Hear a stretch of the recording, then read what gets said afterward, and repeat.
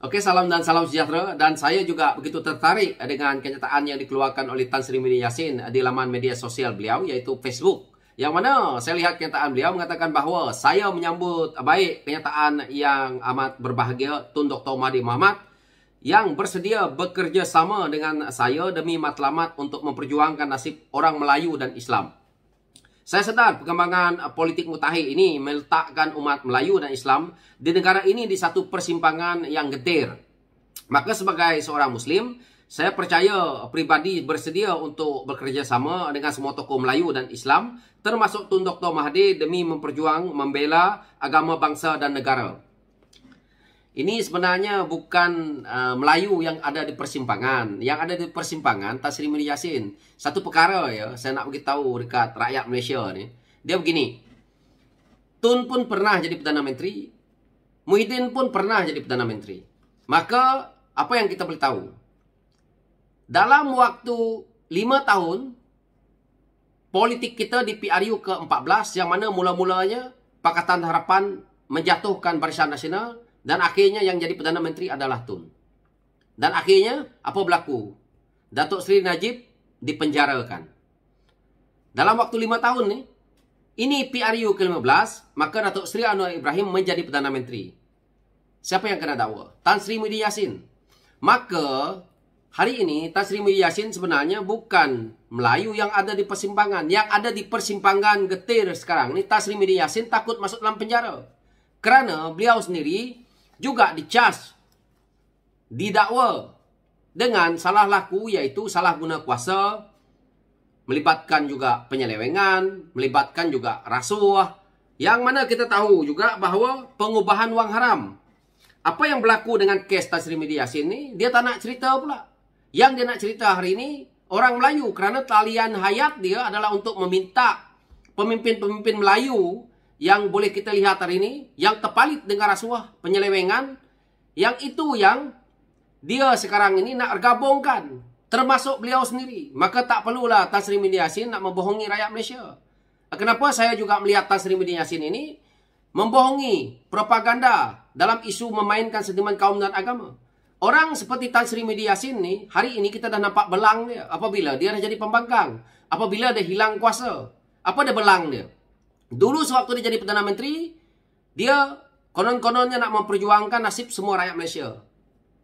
Kepala toya dia lah hari ini. Kita boleh nampak.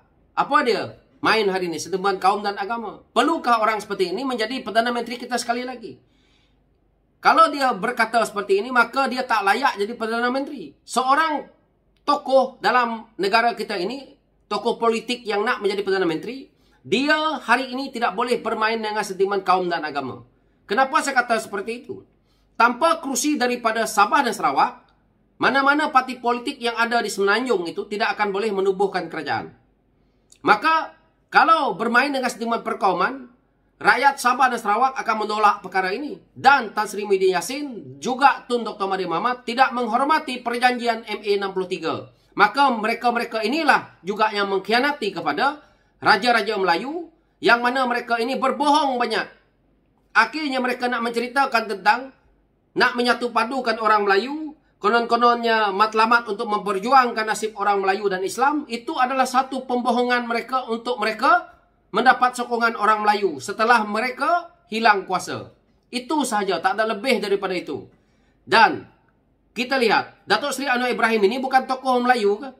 Kalau dia kata tak nak bergabung dengan Datuk Seri Anwar Ibrahim ni sebab ada Datuk Seri Zahid Abidi sebagai timbalan Perdana Menteri yang konon-kononnya juga banyak kes rasuahnya. Kenapa dulu awal-awal masuk dalam Istana Negara, kenapa PAS dan Bersatu menunjuk angkuh tak nak bergabung dengan Pakatan Harapan? Hanya kerana ada DAP di dalam. Apa salah DAP? DAP bukan berasuah. Tak ada satu pemimpin DAP yang didakwa seperti Tan Sri Muhyiddin Yassin. Tak ada pemimpin DAP yang masuk duit dalam akaun yang melibatkan parti lain bagi. Contohnya, kes yang ada pada pemimpin PAS, Presiden PAS 90 juta yang didakwa dapat daripada Najib. Tidak dapat dijawab sampai hari ini. Tak ada pemimpin daripada DAP yang bayar Sarawak Report berjuta-juta. Tak ada. Yang ada adalah pemimpin PAS yang suka memfitnah, akhirnya membayar kepada pemimpin-pemimpin di EPI.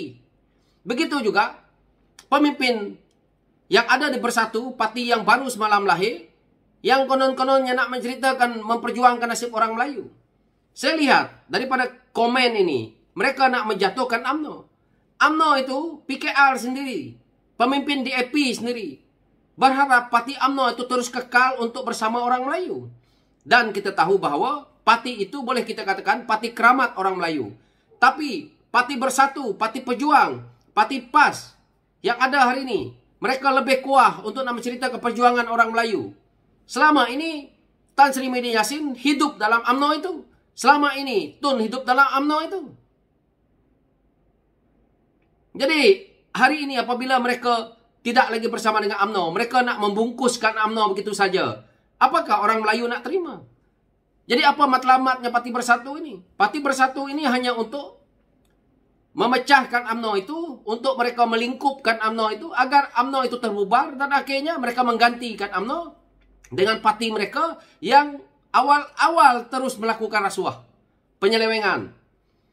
Kita tengok hari ini mereka beria-ia nak mengambil kembali untuk meminta SPRM tidak membekukan akaun mereka. Kenapa? Kalau betul Parti Bersatu hari ini mempunyai orang-orang Melayu yang memang nak menyokong mereka yang sebelum ini bagi duit, kenapa hari ini akaun Parti Bersatu yang lain ataupun akaun Parti PAS boleh digunakan untuk masukkan duit mereka yang hendak menyokong mereka ini tadi dan bagi kepada Bersatu untuk pakai? Kenapa tak buat perkara itu? Kenapa menceritakan tentang duit yang ada hari ini 40 juta itu? Yang ratusan juta kamu orang habiskan dalam akaun untuk kemana kamu letak? Jadi dana politik mereka ini datang daripada sumber-sumber yang kita tak tahu, yang itu juga kita boleh kategorikan sebagai apabila judi dah turun 18, akhirnya naik 22. Kemana duit judi yang naik itu? Jadi banyak perkara yang mereka cuba bohongi rakyat. Tan Sri Media Yassin berkata hari ini seperti ini, dia betul-betul dah terdesak. Dia dah tahu bagaimana dia penjarakan Najib, bagaimana dalam waktu 5 tahun kuasa itu berada bukan di tangan Barisan Nasional, maka dia boleh sumbatkan Datuk Seri Najib. Sebab itu kalau kita tengok dalam waktu yang sama, UMNO berada dalam kerajaan pun tidak mampu untuk membantu dalam soal nak menyelamatkan Najib ini tadi. Jadi hari ini kita perlu hentikan politik-politik seperti ini, walaupun banyak orang mempersoalkan bahawa kenapa Presiden UMNO tidak didakwa ataupun seolah-olah kes itu. Kes dia masih berjalan hari ini. Jika dia contoh masuk dalam penjara, maka diganti oleh orang lain. Tetapi sekurang-kurangnya kerajaan yang terbentuk hari ini adalah menghentikan rasuah. Dan kita boleh nampak ini bukan satu pendakwaan terpilih. Ini adalah pendakwaan yang telah pun kes yang dibuat oleh SPRM. Nah, SPRM dia siasat, bawalah. Kalau kena geng mereka, mereka akan pusing sana pusing gini. Jadi Tan Sri Media Yassin hari ini dah terdesak. Datuk Tun sendiri sudah terdesak. Kalau kita tidak melakukan salah, kita tidak melakukan kesalahan melibatkan kerajaan ataupun salah guna kuasa dan sebagainya, saya yakin perjuangan kita tidak akan sesat dan kita tidak perlu takut. Kenapa saya kata seperti itu? Kerana Datuk Seri Anwar Ibrahim itu sebagai buktinya.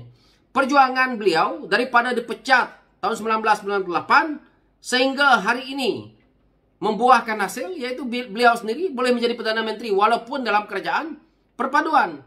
Dan beliau konsentrit dalam isu memperjuangkan nasib-nasib rakyat. Tapi Tan Sri Media Yassin menjadi Perdana Menteri, dia bukan memperjuangkan nasib rakyat. Apa dia Parti Bersatu ni dan juga PAS berada dalam kerajaan selama ini? Tak ada apa benda. Alasan COVID, okey. Apa yang perlu kita buat rakyat? Duduk dikurung kerana apabila dia buat saja lockdown ini, melibatkan juga parlimen. Tetapi dia siksa semua dengan rakyat sekali. Dan akhirnya rakyat kena keluar duit sendiri, iaitu kena beli SP. Sehingga hari ini, ekonomi kita merundum. Yang kita rasa hari ini ya, bukan dibuat oleh Datuk Seri Anwar Ibrahim tahu. Ini adalah yang dibuat oleh Tan Sri Media Yassin. Pelabur lari semua. Sekarang ini kita nak kembali pulihkan benda ni, bukannya macam tanam pokok ubi. Pokok ubi pun berbulan, bertahun baru dia nak mengeluarkan hasil. So, saya tak nak ulas panjang-panjang dan begitulah kisahnya. Dan sebenarnya, Tun dan Muhyiddin ni panjang ceritanya.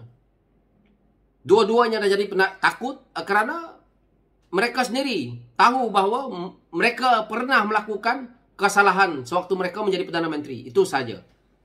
Yang lebihnya nanti kita buat episod lain. Thank you.